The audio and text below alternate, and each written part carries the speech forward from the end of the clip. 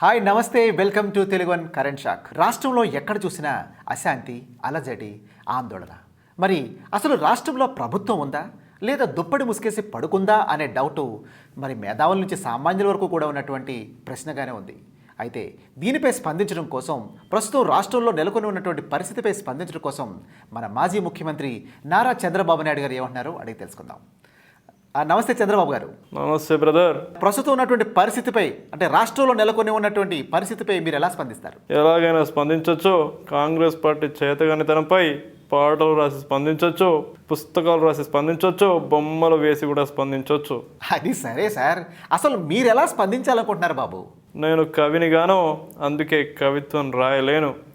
నేను గాయకుని గాను, పాటలు పాడి మిమ్మల్ని వేధించలేను. నేను చిత్రకారుని కాను, బొమ్మలు వేసి బాధించలేను. మరి ఈ కళ్ళేమీ మీ దగ్గర లేవు కదా అండి, మరి ఎలా స్పందించాలనుకుంటున్నారు సార్? చెప్పండి సార్, సస్పెన్స్తో చంపకండి, చెప్పండి. వస్తున్నా, ఆ విషయానికి వస్తున్నా. కవులతో రేపు ఉగాదికి కవి సమ్మేళనం పెట్టించి ఈ ప్రభుత్వాన్ని ఏకి పారేస్తా. ఓ, అయితే రేపు ఉగాదికి వచ్చే వసంత కవిత్వాన్ని ఓ సంత కవిత్వంగా మార్చేస్తారనమాట. పాడుతా చేదుగా లాంటి పాటల కార్యక్రమాలు టీవీలో పెట్టించి చిన్న పిల్లల దగ్గర నుంచి ముసలోళ్ళ వరకు ఈ ప్రభుత్వాన్ని తిడుతూ పాడేలా చేసి సీఎంకి దడ బుట్టిస్తా. అబ్బా, ఇంకా కాన్వాస్ మీద బొమ్మలేసే వాళ్ళ దగ్గర నుంచి రోడ్డు మీద బొమ్మలేసుకుని అడుక్కునే వాళ్ళ వరకు వాళ్ళందరిచే ఈ కాంగ్రెస్ ప్రభుత్వం మీద చండాలంగా బొమ్మలు వేయిస్తా, గుండులు గీయిస్తా. సార్, మరి మన తెలుగు మహిళలు పేడ నీళ్ళు జల్లి ముగ్గులు వేయడంలో స్పెషలిస్టులు కదా, మరి వారి సహకారం కూడా. థ్యాంక్ యూ, మంచి ఆలోచన. వారికి కూడా ఓ ఛాన్స్ ఇద్దాం. చంద్రబాబు గారు, మీరు ఇన్ని విషయాలు చెప్తున్నారు కదా, మీరే కానీ తలుచుకుంటే ప్రభుత్వాన్ని కూల్చేయగలరు కదా, మరి ఈ విషయంలో మీరు ఎందుకు తటస్థంగా ఉన్నారు? కూర్చేస్తే జగన్ లాంటి పిల్ల కాకులకు కూడా రెక్కలు వస్తాయి. ఆ తొలపోటు కంటే కిరణ్ సర్కార్కి మొట్టికాయలు వేయటమే బెటర్. ఓకే సార్, మరి కాంగ్రెస్ వాళ్ళు అంటున్నారు మాకు టీడీపీకి కూడా ఉమ్మడి శత్రువు జగన్ అని. మరి రేపు జరగబోయే పులివెందుల కడప ఉప ఎన్నికల్లో మీరు కాంగ్రెస్ వారికి సపోర్ట్ ఇస్తున్నట్లుగా న్యూస్ వస్తుంది, నమ్మమంటారా? నాకు సంబంధించి కాంగ్రెస్, ఆ తర్వాతే జగన్, వాళ్ళిద్దరిని రేపు ఎలక్షన్లో చిత్తు చేసి జెండాపై కపిరాజు అనిపిస్తా. ఎవ్వరికి సపోర్ట్ ఇచ్చేది లేదు. Thank you very much Chandrababu Naidu గారు. వైఎస్ జగన్మోహన్ రెడ్డి గారు కూడా లైవ్లో ఉన్నారు. ఆయన నెక్స్ట్ స్టెప్ ఏంటో కూడా ఆయన్ని అడిగి తెలుసుకుందాం. ఆయన ఓదార్పు చేస్తారా, దీక్ష చేపడతారా, దీక్ష పడుతూ ఓదార్చుతారా, ఓదార్చుతూ దీక్ష చేపడతారా అనేది ఆయన అడిగి తెలుసుకుందాం. నమస్తే జగన్మోహన్ రెడ్డి గారు. నమస్తే యాంకర్ గారు. ఇప్పుడే టిఫిన్ చేశా, బూస్ట్ తాగాలి. సచిన్ టెండూల్కర్, కపిల్ దేవ్ లాగా Boost is the secret of my energy అని అంటాను కదా సార్. మీ నెక్స్ట్ రాజకీయ ఎత్తుగడ ఏంటి అని? ఓ అదా, ఇంకా నిర్ణయించుకోలేదు. ఓదార్చాలో దీక్ష చేపట్టాలో డిసైడ్ అవ్వలేదు. జగన్ గారు, మీరు ఫీజు రీఎంబర్స్మెంట్ మీద చాలా తీవ్రంగా నిరసన వ్యక్తం చేశారండి.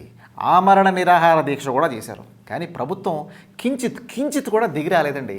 కారణం ఏంటంటారు? ప్రభుత్వానికి పోయే కాలం వచ్చింది. ఏంటి, ప్రభుత్వానికి పోయే కాలం వచ్చిందా? అబ్బా, ఏం టైటిల్ సార్, సినిమా టైటిల్లా కరెక్ట్గా సరిపోయిందండి. అయితే మీరు కానీ రేపు ఎలక్షన్స్ ముందు ఈ సినిమా టైటిల్తో ఏదైనా సినిమా చేసే ప్లాన్లో ఉన్నారా? సినిమాలు చేసి సీరియల్ చేసి ఎలక్షన్లోకి వెళ్ళడం ఓల్డ్ స్టైల్. మరి పేపర్ పెట్టి న్యూస్ ఛానల్ ఓపెన్ చేసి ఎలక్షన్స్లోకి వెళ్ళటం లేటెస్ట్ అంటారా? అది కూడా ఓల్డ్ స్టైలే అవుతుంది. ఎలక్షన్స్ ముందంటే 2013లో చెబుతా, ఈ లోపల ప్రభుత్వం పడిపోతే ఈ సంవత్సరంలోనే చెబుతా. అంతవరకు సస్పెన్స్. అవునండి, ప్రభుత్వానికి పోయే కాలం వచ్చింది అని చాలా తీవ్రంగా స్టేట్మెంట్ ఇచ్చారు కదా, మరి మీ దగ్గరున్న 10-12 మంది ఎమ్మెల్యేలతో ప్రభుత్వాన్ని కూల్చేద్దామనే? ప్రభుత్వాన్ని పడేయడానికి నా దగ్గర ఎమ్మెల్యేలు సరిపోకపోవచ్చు, కానీ తెలంగాణ విషయంలో పరిస్థితి చేజారిపోయింది. ఖజానాలో డబ్బులు లేవు, ఇక ప్రభుత్వం పడిపోతుంది. పడిపోయాక వైఎస్ఆర్ అంటూ కాంగ్రెస్ వారు గుండెలు బాదుకు ఏడుస్తారు. ఊరుకోండి సార్, వైఎస్ఆర్ అని గుండెలు బాదుకుని ఏడిస్తే మాత్రం చనిపోయిన వైఎస్ఆర్ గారు తిరిగి వస్తారేంటి సార్? మీరు మరిను అదే నేను అంటున్నా. అలా ఏడ్చే కన్నా నాకే సీఎం పదవి కట్టబెట్టి ఉంటే ఈ సమస్యలు వచ్చేవే కాదు. అంటే ఈ సమస్యలన్నీ మీకు సీఎం గిరి ఇవ్వనందుకే వచ్చాయంటారా? కొంపదీసి మరి ఈ సమస్యలు వెనక మీరు కానీ ఉన్నారా ఏంటి? దాని అర్థం ఈ సమస్యలు నేను సృష్టించానని కాదు, సరైన ప్రజాభిమానం ఉన్న నాయకులు సీఎంగా లేని కారణంగా వచ్చాయంటున్నాను. సీఎం కిరణ్ చంద్రబాబు కలిసిపోయి మిమ్మల్ని తొక్కేయాలనుకుంటున్నారట, నిజమా? అంటున్నారేంటి అన్నారు. సాక్షాత్ పిసిసి చీఫ్ సెలవిచ్చారు కదా, అవసరమైతే టీడీపీతో దోస్తు కడదామని. ఆయన అంటే మాత్రం సిగ్గు లేకుండా చంద్రబాబు వాళ్ళతో కలుస్తాడంటారా? ఎందుకు కలవాడు? డి శ్రీనివాస్ అన్నాడుగా, రాజకీయాల్లో శాశ్వత శత్రువు శాశ్వత మిత్రుడు ఉండడని. అంటే చంద్రబాబు చాలా జాగ్రత్తగా ఉండాలేమో. ఎందుకు? ఎందుకేంటండి, రాజకీయాల్లో శాశ్వత మిత్రులు శాశ్వత శత్రులు ఉండరు కదా.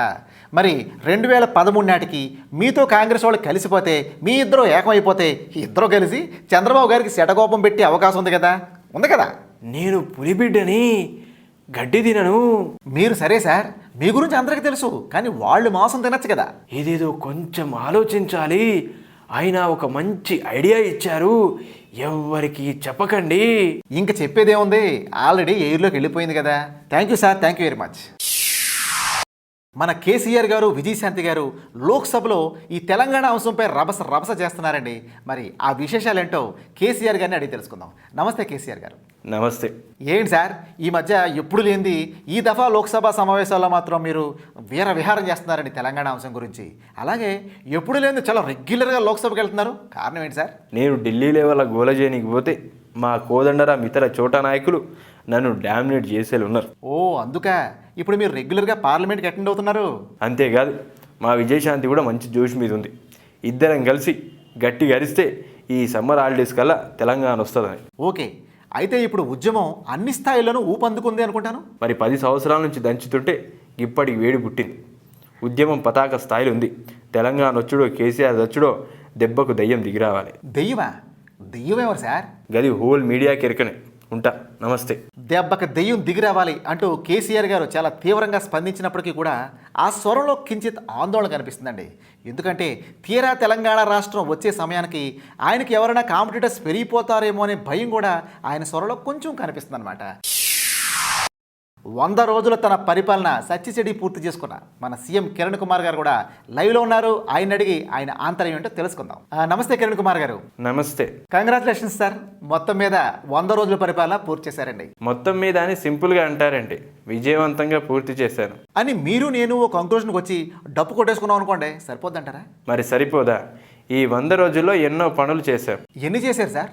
ప్రతిరోజు మీ పదవి నిలబెట్టుకోవడం కోసమే మీ ప్రయత్నాలు చేశారు, కానీ ప్రజల కోసం ఏం చేశారు సార్? రచ్చబండ చేశాం కదా. ఆ రచ్చబండ కాస్త రచ్చరచ్చ అయింది కదండి. కాదు, అందరూ బాగా సహకరించారు. ఎక్కడ సార్? ఆ రచ్చబండను కొంతమంది అయితే రొచ్చుబండ, రోకల బండ, పిచ్చి బండ అంటూ క్రిటిసైజ్ చేశారు కదండి. అది క్రిటిసిజం అంటారా? నేనైతే దాన్ని కాంప్లిమెంట్గా తీసుకున్నాను.